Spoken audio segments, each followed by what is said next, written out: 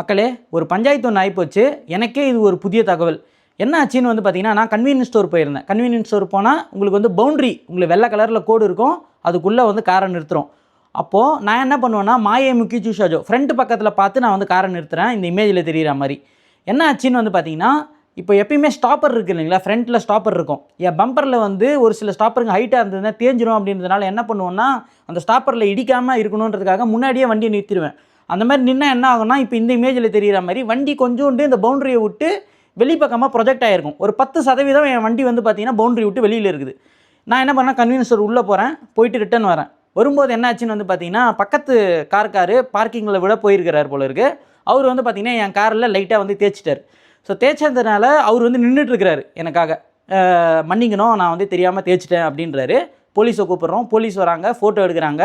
அவங்க என்ன ரிப்போர்ட் கொடுக்குறாங்க அப்படின்னா, இந்த கார் நான் நிறுத்தின கார் வந்து பார்த்திங்கன்னா கொஞ்சோண்டு ஒரு 10% வந்து வெளிப்பக்கமாக இருக்குது அப்படின்றத ரிப்போர்ட் கொடுத்துட்டு போயிட்டாங்க.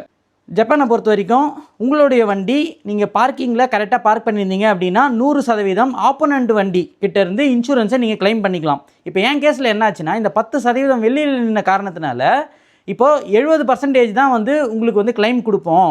ஆப்போனண்ட் வண்டியிலேருந்து 30% உங்கள் வண்டியில் இருக்கிற இன்சூரன்ஸை நீங்கள் கிளைம் பண்ணிக்கோங்க அப்படின்னு சொல்லிட்டு ஆப்போனண்ட் இன்சூரன்ஸ் கம்பெனி எனக்கு சொல்கிறாங்க. சரி, இதுக்கு என்ன தான் பண்ணுறது அப்படின்னு வந்து நான் வக்கீல்கிட்ட எப்பயுமே நான் இன்சூரன்ஸ் போடும்போது வக்கீலும் சேர்த்து போடுவேன். வக்கீலோட கன்சல்டேஷனும் எனக்கு ஃப்ரீ அப்படின்றதுக்காக கொஞ்சம் சேர்த்து போடுவேன். அப்போ வக்கீல்கிட்ட போய் கன்சல்டேஷன் பண்ணுறேன். அவங்க என்ன சொல்கிறாங்கன்னா, இல்லைங்க 100% உங்களோட வண்டி பவுண்ட்ரிக்குள்ளே இருந்தால் பிரச்சனை கிடையாது, கொஞ்சம் வெளியில் இருந்த காரணத்தினால நம்ம இதுக்கு ஒன்றும் பண்ண முடியாது, உங்கள் இன்சூரன்ஸில் தான் நீங்கள் கிளைம் பண்ணி ஆகணும் அப்படின்றாங்க. இப்போ ஏன் இன்சூரன்ஸில் நான் கிளைம் பண்ணனா என்ன ஆகும்னா, எனக்கு வந்து பார்த்திங்கன்னா ப்ரீமியம் ஒரு வருஷத்துக்கு வந்து 30,000-40,000 வந்து இன்க்ரீஸ் ஆகிடும். ஸோ நீங்கள் வந்து பார்க்கிங் பண்ணுறீங்க ஜப்பானில் அப்படின்னா கிளியராக அந்த கட்டத்துக்குள்ளே பார்க்கிங் பண்ணலன்னா என்ன பிரச்சனை வரும் அப்படின்றது இது ஒரு பெரிய பாடம்.